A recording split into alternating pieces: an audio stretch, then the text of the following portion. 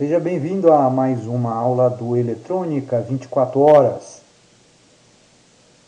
Nessa aula vamos apresentar uma ferramenta muito importante chamada de matriz de pontos, ou protoboard, que é uma marca registrada. E para isso nós vamos utilizar o software Tinkercad. Então, já está aberta a minha conta no Tinkercad. Então vamos criar um novo circuito.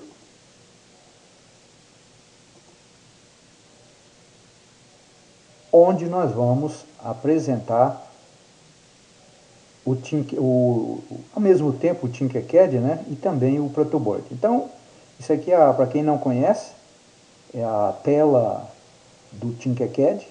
Aqui tem as ferramentas principais, aqui é a área de trabalho, onde é desenvolvido o circuito, são colocados os componentes, e aqui à direita nós temos os componentes, tá? Que se dividem em básicos, né, que são os básicos, como o nome diz, e você pode colocar mais componentes. Vamos, por enquanto, deixar em básicos. Então aqui tem resistor, pode ser que você não saiba o que é, né, porque afinal de contas essa é a primeira experiência. Vamos então colocar uma matriz de ponto, que ele chama aqui de placa de ensaio, tanto faz. Aqui, usando o scroll do módulo, você pode aumentar ou diminuir. Muito bem, então essa é uma matriz de ponto básica, né? E ela consiste de pontos, né? Tá aqui, ó, pontos que são interligados internamente.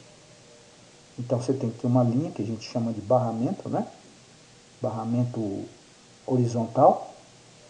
E aqui nós temos os barramentos verticais, né? São 5, tá? E aqui também tem 5. Esses aqui são separados, observem, tá? Um do outro, ó. Isso aqui serve, depois nós vamos ver, para colocar circuito integrado. Lá embaixo, nós temos o barramento inferior horizontal.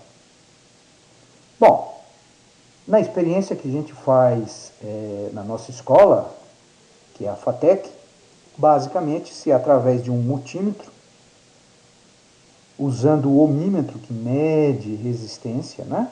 Você vai verificar exatamente a resistência entre dois pontos. Por exemplo, a gente pode começar escolhendo 2 pontos desse barramento horizontal e verificar qual é a resistência entre esses 2 pontos. 0, quer dizer, existe um curto-circuito entre esses 2 pontos. Então, quaisquer que sejam os pontos que vocês escolherem, dá 0. Se eu fizer a mesma coisa com o de baixo, também deve dar 0. Se agora eu fizer entre um ponto de baixo e um ponto de cima, qualquer 2 pontos, peguei esse, eles não estão ligados. Isto é, a resistência é infinita. Vamos considerar, por exemplo, agora esses pontos que estão na vertical. A gente já disse que eles estão interligados. Qual seja, todos esses 5 pontos aqui na vertical estão ligados entre eles, tá? Se, por exemplo, eu agora considerar 2 verticais diferentes,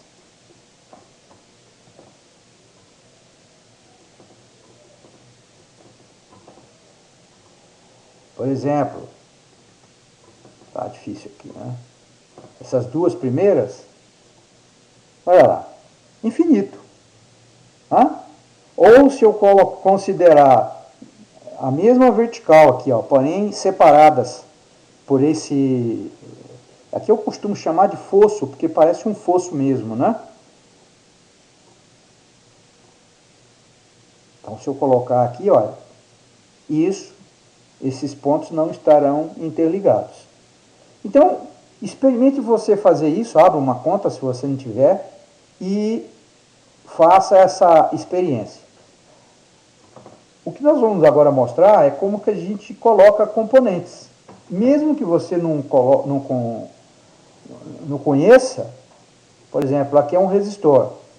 Então eu posso colocar esse resistor tanto na vertical, veja que eu não posso colocar assim. Por quê? Porque o resistor está lá inutilizado, porque os dois terminais estão em curto. Então eu devo colocar desse jeito, ó. Ou eu giro, como é que eu giro? Aqui, ó. Olha aqui, ó. Ó. Então eu posso colocar desse jeito. Então, por exemplo, se eu colocar aqui, eu estarei ligando esses dois aqui, ó. Tá vendo? Esse terminal aqui está soldado, tá ligado nesse. Tá? Então, dessa forma, vamos dar aqui um copiar e colar. Ctrl C, Ctrl V, ó. Ó, se eu quiser ligar mais ainda, ó, estão todos ligados. Depois nós vamos ver isso aí que a gente chama de ligação série. Posso colocar aqui uma bateria. A gente costuma usar, por norma,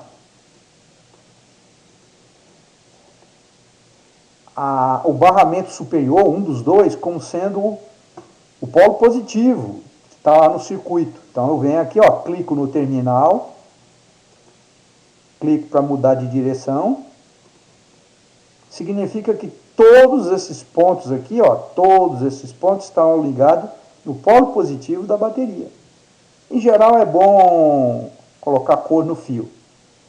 E se eu quiser agora colocar o polo negativo, eu escolho qualquer um desses dois aqui, ó, ou esse, fica a critério. Pronto. Agora eu tenho aqui um polo positivo, 9 volts, e aqui o 0 volts. Então eu construo o meu circuito aqui.